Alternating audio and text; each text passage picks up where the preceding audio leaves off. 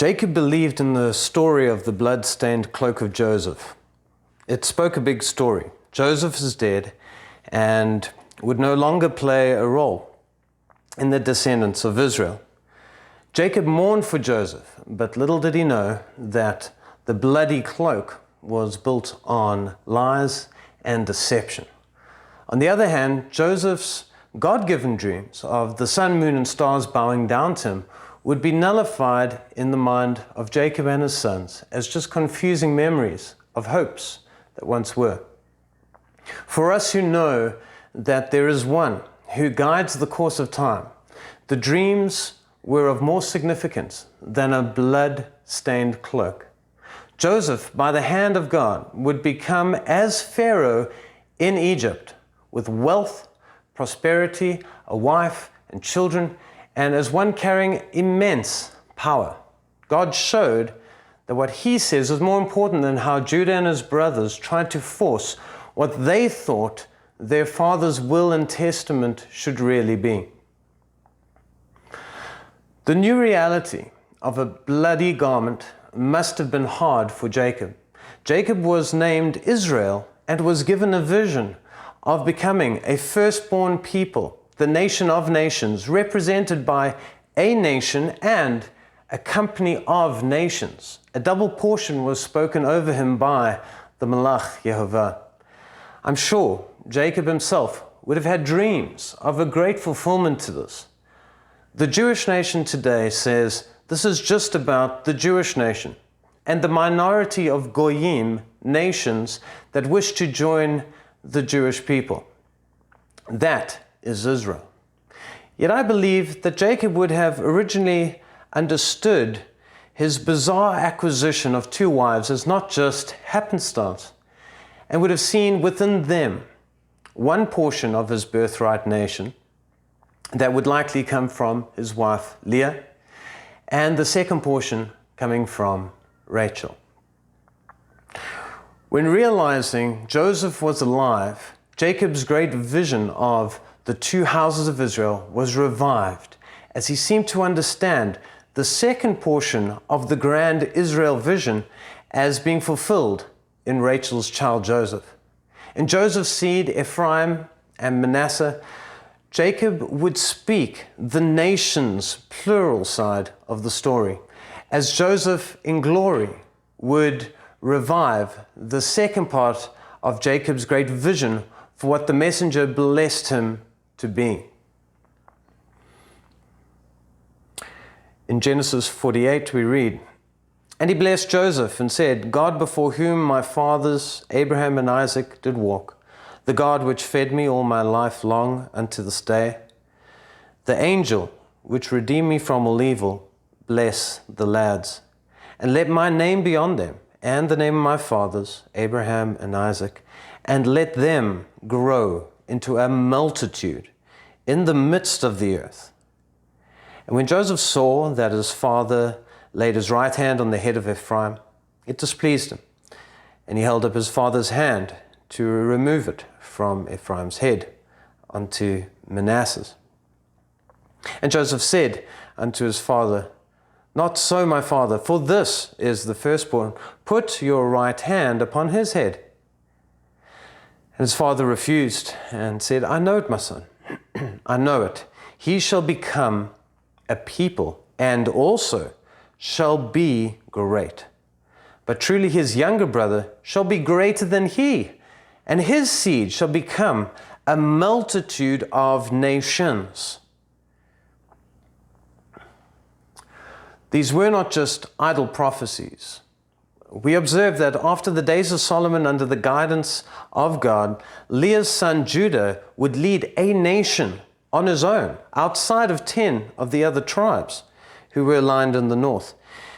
Yet although the northern kingdom could be called Joseph, we should be aware that this was not yet a fulfillment for them of Genesis 48 or Genesis 35.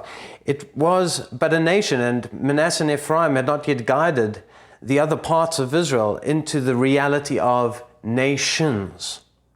Although Judah's nation had achieved the fulfillment of their destiny, Joseph's path to achieving his blessing was instead heading for tragedy. Against the hope of prosperity, the opposite of greatness would be in store for the northern kingdom. Like Joseph being stripped of his robe and being thrown into a pit and sent off with the Ishmaelites, God would speak on multiple times that he had had enough with this kingdom. And rather than multiply, he said, Lo ruhama, I'll not have mercy, lo ami, they're not my people, and Jezreel. He would scatter them and put an end to the kingdom of Israel, which was synonymous at that time with the northern nation being led by Joseph's descendants. Their curse was as bad as Joseph being sold into slavery, as they would be handed over to the Assyrians, a brutal empire, and be forced into buffer zones as cannon fodder, as it were, between Assyria and their enemy to the northeast, Iran. It's not looking good. It's here that history would speak of these tribes as becoming the lost tribes of Israel, last seen carried away by the Assyrians and vanishing into the horizon, lost to the sands of time. Now, where have we heard of something like this before?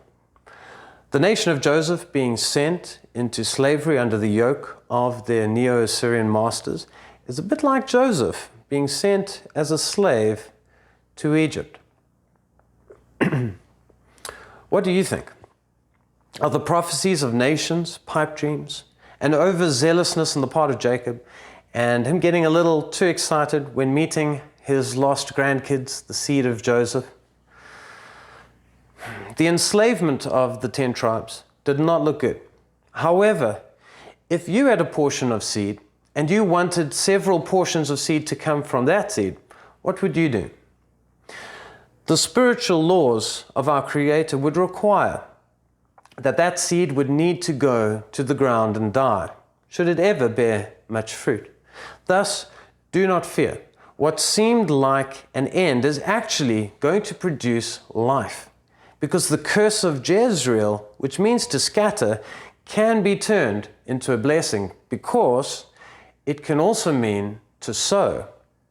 Hosea chapter 1 is tragic, as it describes this northern nation being utterly severed from being the people of God. And it would seem to the naked eye as nullifying the blessings spoken over Joseph's seed. But in the last 2 verses, like Joseph resurrecting as someone up there with Pharaoh, so in the context of this disowning of this part of the Israelite family, this scattered seed would somehow also come to life.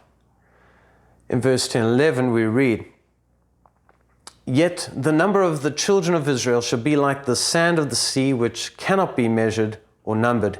And in the place where it was said to them, You are not my people, it shall be said to them, Children of the living God. And the children of Judah and the children of Israel shall be gathered together, and they shall appoint for themselves one head, and they shall go up from the land, for great shall be the day of Jezreel. The connections between the seed of Joseph and Joseph's life go even deeper, because we know despite all odds, Joseph got mega rich in Egypt. And Moses saw a similar story playing out in Joseph's nation as they were destined to wander to the ends of the earth. Moses prophesied over them in Deuteronomy chapter 33. And of Joseph he said, Blessed of Yehovah be his land, for the precious things of heaven, for the dew, and for the deep that couches beneath, and for the precious fruits brought forth by the sun, and for the precious things put forth by the moon, and for the chief things of the ancient mountains, and for the precious things of the lasting hills, and for the precious things of the earth and fullness thereof, and for the good will of him that dwelt in the bush. Let the blessing come upon the head of Joseph, and upon the top of the head of him that was separated from his brethren. A firstborn bull, he has majesty, and his horns are the horns of a wild ox. With them he shall gore the peoples, all of them, to the ends of the earth. They are the 10,000s of Ephraim, and they are the thousands of Manasseh. Jacob seemed to know that the messenger who watched over him in Laban's house had in Jacob's mind helped Joseph in Egypt. Never underestimate the ability of El Shaddai to prosper people. And here Moses would speak of these exiles scattered to the ends of the earth being miraculously sustained, like Jacob in Haran and like Joseph in Egypt. The angel of God who spoke to Moses from the burning bush would watch over Joseph's progeny. This very same glory person would leave the house of Joseph on the borders of Assyria and go to Ezekiel and tell him of the active work that he was doing in their lives, in these tribes scattered there. Therefore say, thus says the Lord Jehovah, though I remove them from off the nations, and though I scattered them among the countries, yet I have been a sanctuary to them for a while in the countries where they have gone. Thus in the days of Ezekiel and Daniel, we read about how the hand of heaven and the armies of God had been at work against the prince of Persia, Iran. Why? Well, Joseph was placed between Assyria and Iran, and even in the cities of the Medes. The Medo-Persian Empire was coming to life. These tribes needed the help of the captain of hosts, in whose presence you take off your shoes. Without the hand of heaven, just on paper, as a betting man, Joseph was destined to be vaporized. Moses prophesied that, like Joseph, his seed would be blessed by heaven to throw off slavery, inherit abundant lands, and achieve military capabilities in their exile, unlike the Jewish people who had to walk a more cautious form of existence in their sojourn. This brings up the question: if Joseph's nation was destined by the hand of God to escape slavery, why didn't they go back to the land of Israel as did the house of Judah? Well, they seemed to have felt at home in their exile. Joseph named one of his children Manasseh, which means forgetting. And even when Joseph was set free and could have gone to his father's house and seek some divine justice, he had left that part of his life. And he named his son to emphasize his ability to forget his former family. In the same way, the 10 tribes led by Joseph would not be concerned for the path from which they came, that had roots in the family of Israel. This was prophesied by Hosea. Therefore I will hedge up her way with thorns, and I will build a wall against her, so that she cannot find her paths. This remains the case till today. The Jewish nation, who according to their own teachers consists of the 2 territorial tribes of Judah and Benjamin, and the priestly caste of Levi, they've maintained their identity as being the representatives of Israel, Jacob. They've never lost that connection. The house of Joseph was to become like an Egyptian. They would have children born like Joseph from the daughter of the priest of Heliopolis, where they had their obelisks of sun worship and Mervah bulls that would incarnate Atum Ra, so not quite keeping the Israelite heritage, although being technically seed of Israel in the flesh. The Judahite nation, however, never lost sight of being the people of the book. Not eating like other nations and keeping the Sabbath and festivals of Israel. With Joseph's seed, who went into Assyria, well, they were destined, according to Hosea, to eat unclean food, have the Sabbaths and the feasts taken from them. And you cannot get further away from your place in Jacob's house than to be in a place where you would consider the Torah, the law of Moses, a strange thing. This would seem to be linked to a curse on the house of Joseph, who longed for the gods of other nations and not the one true living God. She shall pursue her lovers, but not overtake them, and she shall seek them, but shall not find them. Yet although they rejected their place in Israel, don't assume they were done for. He who watches over even paganized Israel does not slumber nor sleep. 800 years after the deportation of Joseph to outer Assyria, a Jewish historian called Joseph, Josephus in Greek, as a man who would have been intrigued with understanding those tribes, he would study out the matter and confirm that in the first century, Joseph was doing well. What did he say? He said, there are but 2 tribes in Asia and Europe, subject to the Romans, while the 10 tribes are beyond the Euphrates till now, and are an immense multitude, and not to be estimated by numbers.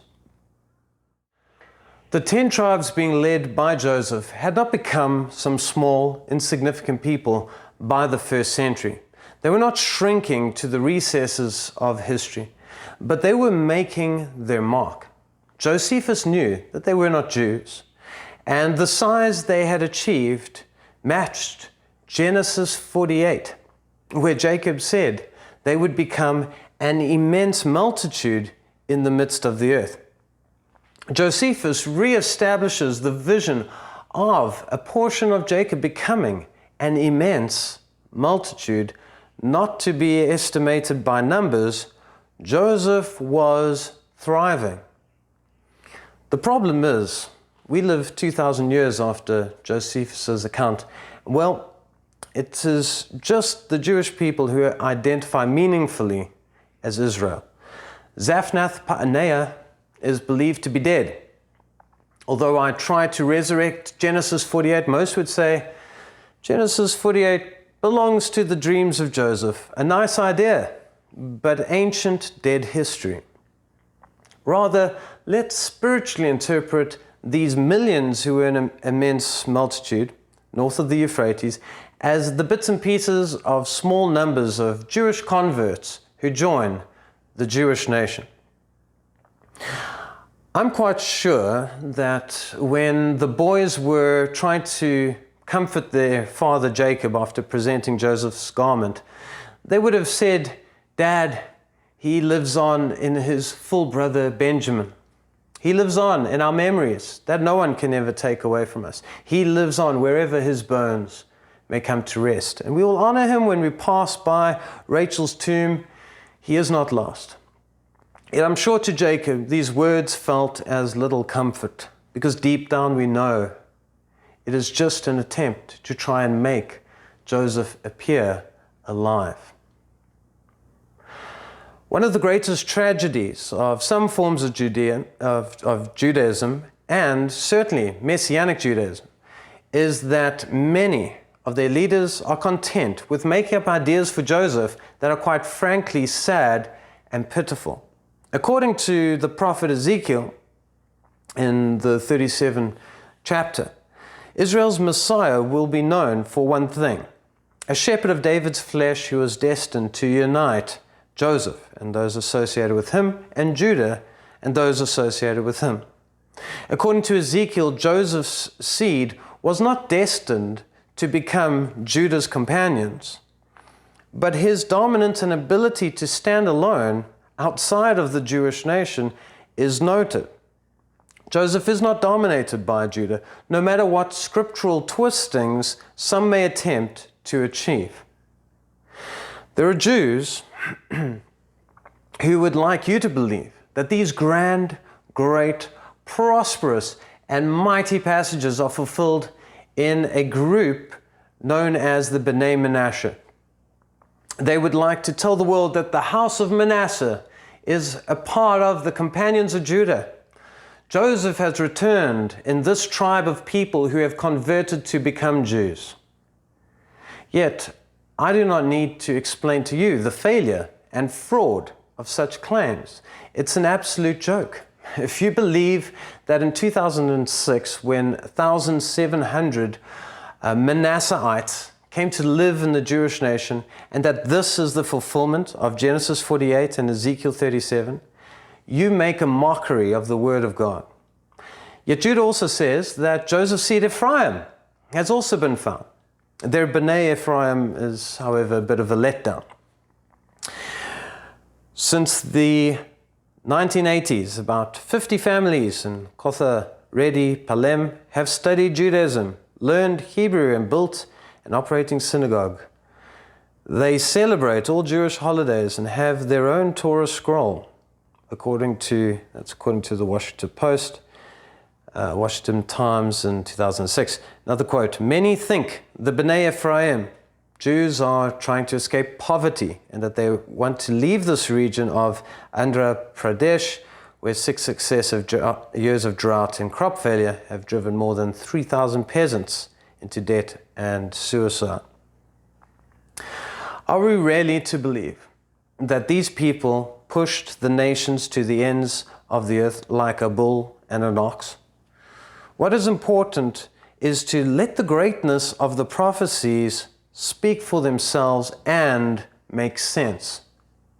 Joseph's seed will be revealed in time. It's written in the script. However, Israel as the Jewish nation is like Jacob without Joseph. Something is missing. Genesis 48 makes no sense. I hear the Jews saying, we are a tiny nation. We are a small country. These aren't lies. But is this really the fullness of what the Malach destined for Jacob? And do you think bringing in 2,000 low-income Nigerians who are now going to be proclaimed as the tribe of Dan is fulfilling these scriptures? Or finding 500 converts in the Amazon who will now be labeled as Naphtali? I'm not buying it. Now, this is a complex topic. I cannot spend time trying to explain the Commonwealth of Joseph or how through the scattering of that house, the nations were destined to be blessed. I'm also not saying that every non-Jewish nation is suddenly the seed of Joseph. There will be literal realities and there will be broader non-literal understandings for how a nation was sown as of a Gentile status to accomplish the legal requirements. And many nations of the earth may be blessed in a broader commonwealth of Israel. On the physical level of just wondering what happened to this immense multitude above the Euphrates that Josephus spoke of, I've come to similar conclusions on the literal seed as the Jewish Orthodox scholars like Yair Davidi, Avram Felt, and there's a Danish author, Kirsten Christensen, who wrote for the Danish Royal Society about the Cimmerians and found interesting conclusions. Now, people may scoff, they may mock at certain ideas because they seem strange, but I challenge them to at least give something sizable for understanding Joseph. The Samaritans are the descendants of Joseph? Pass, for multiple reasons. Joseph is not going to be impoverished, and not a minority Judah will dominate. The fulfillment will be something big and noteworthy. It will shock many. Though it may be hard to understand Zaphnath Paaneah, woe to those who would diminish the blessings spoken over his seed, or even worse, co-opt the blessings meant for his seed for a different people. The prophecies demand a big fulfillment, or you will be guilty of a replacement theology that renders the prophecies as insignificant. May the spirit of Israel be revived, and through the hand of the one who guides history, May this mystery one day be understood, and Joseph's seed be finally revealed as numerous, prosperous, and worshipping the God of Israel according to his Torah. Shabbat Shalom.